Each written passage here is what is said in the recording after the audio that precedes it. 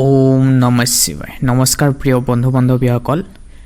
এই জুন মাহটোত সিংহ ৰাশিৰ জাতক জাতিকাসকলৰ কাৰণে কেনেদৰে পাৰ হ'ব এই মাহটো, আপোনালোকৰ সম্পূৰ্ণ ৰাশিফল অথবা ভাগ্যফল, প্ৰেম, ব্যৱসায়, চাকৰি, শিক্ষা, সংসাৰত সুখ আহিবনে? হয়, এডুকেশ্যনৰ ক্ষেত্ৰত, শিক্ষাৰ ক্ষেত্ৰত কেনেকুৱা ধৰণৰ হ'ব? লাইফ পাৰ্টনাৰৰ পৰা ছাপোৰ্ট পাবনে? আৰু ভিডিঅ'টোৰ মাজভাগত জনাম বিশেষ টিপছ। সেয়েহে প্ৰিয় দৰ্শক, ভিডিঅ'টো আৰম্ভণিৰ পৰা শেষলৈ চাওক। পোনপ্ৰথমবাৰৰ বাবে যদি আমাৰ ইউটিউব চেনেল আহিছে, মাহেকীয়া ৰাশিফল পাবলৈ চেনেলটি ছাবস্ক্ৰাইব কৰি থ'বলৈ একেবাৰে নাপাহৰিব। তেনেহ'লে প্ৰিয় দৰ্শক, আহকচোন পলম নকৰি আমি ভিডিঅ'টোৰ মাজেৰে গতি কৰোঁ। ৰাশিৰ মালিক হৈছে ৰবি। 15 জুনলৈকে ৰবি আছে দশম ঘৰত, যাৰ ফলত কৰ্মৰ ক্ষেত্ৰত, স্বাস্থ্যৰ ক্ষেত্ৰত কিছু সচেতন হ'ব লাগিব। বাকীৰ ক্ষেত্ৰত কিন্তু যথেষ্ট ভাল। ৰবিৰ কাৰণে আপোনালোকে যিকোনো কৰ্মৰ ক্ষেত্ৰত সফল হ'ব পাৰিব, কিন্তু মাহটোৰ মাজভাগত কিছুমান প্ৰব্লেম দেখা পোৱা গৈছে। বডি ষ্টেমিনা আৰু যুঁজ শক্তিশালী হয় সিংহ ৰাশিৰ জাতক জাতিকাসকল। জুন মাহটোত প্ৰথম সপ্তাহটো ভাল ধৰণে পাৰ হ'ব, বাকীখিনিও ভালে থাকিব, কিন্তু মাহটোৰ মাজভাগত গেষ্ট্ৰিকৰ সমস্যাই আগৰি ধৰিব পাৰে। সেয়েহে বাহিৰত যদি আপুনি কোম্পানীত কাম কৰি আছে, বাহিৰত থাকি যদি আপুনি কৰ্ম কৰি আছে, তেনে ক্ষেত্ৰত বাহিৰত ফাষ্টফুড খাদ্য খোৱাৰ পৰা দূৰত থাকিব। স্বাস্থ্যৰ ক্ষেত্ৰত ভালে থাকিব, দেহৰ স্বাস্থ্য কিন্তু ভালে থাকিব। স্বাস্থ্য ভাল থাকিলে আপোনাৰ দিনবোৰো ভাল ধৰণে পাৰ হ'ব। সুখবৰ, ডাঙৰ খবৰ। ইনকামৰ ক্ষেত্ৰত, উপাৰ্জনৰ ক্ষেত্ৰত এটা বহুতেই ভাল খবৰ। শুক্ৰ আৰু বুধ একেলগে স্থিতি থকাৰ কাৰণে এই জুন মাহটোত যথেষ্ট আয় ইনকাম কৰিব পাৰিব। ছেভিঙৰ মাত্ৰাও খুব বেছি দেখা পোৱা গৈছে। মনৰ ইচ্ছাৰ দৰে আপোনালোকে জয়লাভ কৰিব পাৰিব। শুক্ৰ গ্ৰহটো আপোনালোকৰ কৰ্মৰ ফালত ভাগ্য উদয় কৰি লৈ আহিব। প্ৰিয় দৰ্শক, 8 তাৰিখৰ পাছত, 9, 10 এইকেইটা তাৰিখৰ পাছত ইনকামৰ ক্ষেত্ৰত কিছু প্ৰব্লেম আহিব পাৰে, কিন্তু সেইখিনি আপুনি নিজে মিলাব লাগিব। চাবলৈ গ'লে 10 তাৰিখৰ পাছত কিন্তু কষ্ট কৰি ইনকাম কৰিব লাগিব। কষ্ট হ'ব, আপুনি যিটো কাম কৰি আছে সেইটো কামৰ জৰিয়তে কষ্ট হ'ব। আয় যথেষ্ট ইনকাম কৰিব পাৰিব, কিন্তু কষ্ট হ'ব। আপোনাৰ 8 ঘণ্টাৰ ঠাইত আপোনাৰ 10 ঘণ্টা ডিউটি কৰিবলগীয়াও হ'ব পাৰে। তেনেকুৱা ক্ষেত্ৰত অলপ কষ্টটো বাঢ়ি যাব। আৰু দশম ঘৰত যিহেতু ৰবিৰ দৃষ্টি থকাৰ কাৰণে চৰকাৰী চাকৰিয়াল লোকসকলেও কৰ্মৰ ক্ষেত্ৰত আগবাঢ়ি যাব পাৰিব।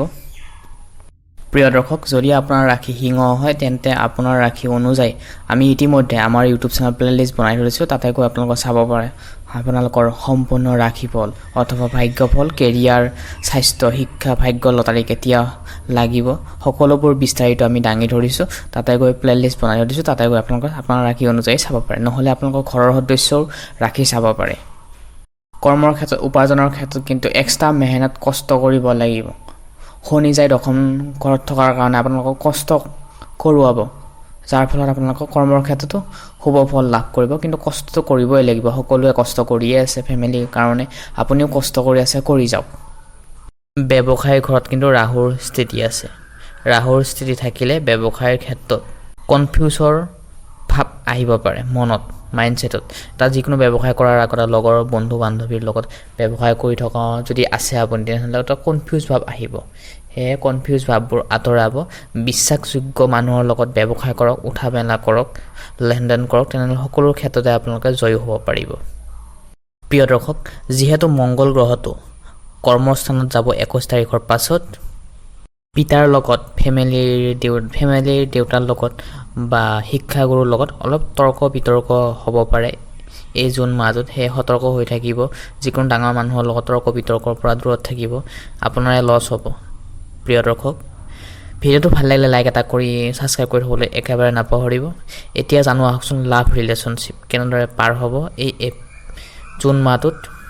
প্ৰেমৰ স্থানৰ মালিক হৈছে বৃহস্পতি। আপোনালোকে যদি ইতিমধ্যে ৰিলেশ্যনশ্বিপত আছে, লাইফ পাৰ্টনাৰৰ পৰা যথেষ্ট ছাপোৰ্ট পাই আছে আৰু পাই থাকিব। এটা ৰিলেশ্যনশ্বিপ মেইনটেইন কৰি ৰাখিবলৈ অতি যত্ন কৰক, কাৰণ এটা ৰিলেশ্যনশ্বিপ আৰম্ভণি কৰিবলৈ 2জন ব্যক্তিৰ দৰকাৰ, কিন্তু ব্ৰেকআপ কৰিবলৈ এজনেই কাফি। সেয়েহে এটা ৰিলেশ্যনশ্বিপ ভালধৰণে মেইনটেইন কৰি ৰাখিবলৈ চেষ্টা কৰক। সেয়া লাগিলে হাজবেণ্ড ৱাইফ হওক, গাৰ্লফ্ৰেণ্ড বয়ফ্ৰেণ্ড হওক। লাইফ পাৰ্টনাৰৰ লগত প্ৰেমিক প্ৰেমিকাৰ মাজত ভাল এটা বুজাবুজি ভাল এটা আণ্ডাৰষ্টেণ্ডিং থাকিবৰ বাবে অলপ দূৰত যায় ভালকৈ ডিছকাছ কৰক, তেনেহ'লে খুবেই আপোনালোকৰ এটা ৰিলেশ্যনশ্বিপ মজবুত হ'ব। যিসকল বৈবাহিক আছে, হাজবেণ্ড ৱাইফ আছে, তেওঁলোকে পুৰণা অতীতৰ কথাক লৈ বৰ্তমান ৰিলেশ্যনশ্বিপটো খেলি মেলি এটা সন্দেহৰ ভাৱ আহিব পাৰে, সন্দেহৰ ভাৱ আহিব। সেয়ে খুবেই আপোনালোকে সাৱধান হ'ব লাগিব, কিয়নো সন্দেহৰ ভাৱবোৰ আঁতৰাই দিব, কাৰণ তেতিয়াহে আপুনি জীয়াই থাকিবলৈ প্ৰেৰণা পাব, নহ'লে মনটো আপোনালোকৰে খেলি মেলি হ'ব। যিহেতু প্ৰিয় দৰ্শক, ৰাহুৰ স্থিতি যিহেতু সপ্তম ঘৰত আছে, যিসকল ব্যক্তি বিবাহিত আছে খুবেই সাৱধান হ'ব লাগিব এইখিনি সময়ছোৱাত। সাধাৰণ শিক্ষা আৰু উচ্চ শিক্ষাৰ ক্ষেত্ৰত কেনেকুৱা হ'ব জুন মাহটো জানো আহকচোন। তাৰ আগতে জনাওঁ যে আপোনাৰ ৰাশি অনুযায়ী আমি ইতিমধ্যে প্লেলিষ্ট বনাই থৈ দিছোঁ, বা এই ভিডিঅ'টোত ডিছক্ৰিপশ্যনত দি থৈ দিছোঁ। আপোনাৰ ৰাশি অনুযায়ী আপোনালোকে চাব পাৰে, গোপন ৰহস্য সকলোবোৰ কথা জানিব পাৰিব, যাতে আপুনি এখোজৰ জেগাত 10 খোজ আগুৱাই যাব পাৰে। যিসকল ব্যক্তিয়ে ক্লাছ 5ৰ পৰা ক্লাছ 12লৈকে পঢ়ি আছে, সাধাৰণ শিক্ষা যিসকলৰ লগত জড়িত হৈ আছে আৰু যিসকলে উচ্চ শিক্ষা কৰি আছে, মানে BA 1 ছেমিষ্টাৰৰ পৰা মাষ্টাৰ ডিগ্ৰী, BEd, DLEd, নেটৰ কাৰণে প্ৰিপেৰেশ্যন কৰি আছে, তেওঁলোক হৈছে উচ্চ শিক্ষা। তেওঁলোকৰ এই মাহটো কেনেদৰে পাৰ হ'ব জানো আহকচোন। বৰ্তমান সময়ছোৱাত উচ্চ শিক্ষাৰ ক্ষেত্ৰত ভাল এটা লাভ কৰিব পাৰিব আপুনি। শুক্ৰৰ লগতে বুধৰ সংযোগৰ ফলত উচ্চ শিক্ষাৰ ক্ষেত্ৰত বৰ্তমান সময়ছোৱাত ভালে দেখা পোৱা গৈছে উচ্চ শিক্ষাৰ ক্ষেত্ৰত। আৰু সাধাৰণ শিক্ষাৰ ক্ষেত্ৰত চাবলৈ গ'লে বৃহস্পতি দৃষ্টি গোটেইটো মাহটোৱে আছে, আৰু যিসকলে ক্লাছ 5ৰ পৰা ক্লাছ 12লৈকে পঢ়ি আছে, তেওঁলোকৰ ক্ষেত্ৰত এই মাহটো অলপ কঠিন হ'ব পাৰে, চেলেঞ্জৰ ভাৱ আহিব পাৰে। মংগলটো গোটেই মাহটোৱে আছে, যিহেতু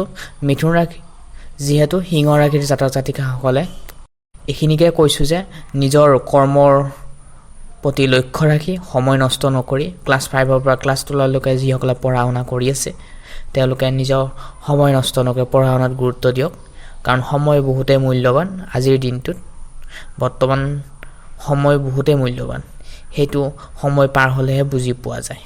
প্ৰিয় দৰ্শক, নিজৰ ফেমিলিৰ লগত, মা দেউতাৰ লগত মনৰ কথা শ্বেয়াৰ কৰক, ডিছকাছ কৰক। পঢ়া শুনাৰ ক্ষেত্ৰত কি ডিছকাছ কৰি ক্লাছ 12ৰ ল'ৰা ছোৱালীয়ে যি BEd কৰিব বা BA পঢ়িব বা এক্সট্ৰা লাইন পঢ়িব, সেইটো ভাল ধৰণে ফেমিলিৰ লগত ডিছকাছ কৰি আগবাঢ়ি যাওক।